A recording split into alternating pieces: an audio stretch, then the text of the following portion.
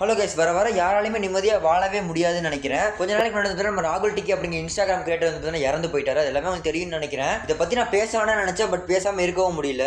டைமில் ஈரோடு கிட்ட கவுந்தப்பாடியில் வந்துட்டு ராகுல் வந்து பைக்கில் போகும்போது ஆக்சிடென்ட் ஆகிடுச்சு. உண்மையாலுமே ஒரு திறமை உள்ள இன்ஸ்டாகிராம் வீடியோ கிரியேட்டர்னே ஒரு சொல்லலாம். ஸ்ட்ரெஸ்ஸோட போய் ஒரு வீடியோ பார்த்தீங்கன்னா ஒரு நல்ல ரிலீஃபாக இருக்கும். பட் ப்ரோ இப்போ நம்ம கூட கிடையாது. நம்ம எல்லாம் ஒரு RIP சொல்லிக்கலாம். தயவு செஞ்சு பைக் எல்லாம் சேஃபாக ஓட்டுங்க. இவர் வந்து பார்த்தீங்கன்னா ஒரு பைக் ஆக்சிடென்ட்ல இறந்து போல, ஒரு இடத்துல மோதி தவறுதல இறந்து போயிட்டாரு. பட் இந்த மாதிரியான சமயத்திலையும் ஒரு சிலர்லாம் வன்மத்தை கக்குவாங்க. அதான் நம்ம கோயம்புத்தூர் நண்பர். இவர் வந்து பார்த்தோன்னா ராகுல் டிக்கியோட கமெண்ட் செக்ஷனில் போய் ஆல் இஸ் வெல்னு கமெண்ட் பண்ணியிருக்காரு. ப்ரோ என்ன நினைப்ப அப்படி கமெண்ட் பண்ணான்னு தெரியல. பட் ராகுல் ப்ரோட ஃபேன்ஸ் வந்து பார்த்தீங்கன்னா முடிச்சு விட்டாங்க.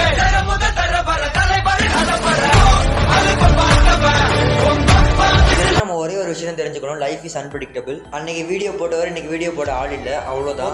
ஒன்ஸ் அகேன் RIP ஃபார் ராகுல் ப்ரோ. இதோட இந்த வீடியோ முடிச்சுக்கிறேன். பாய்.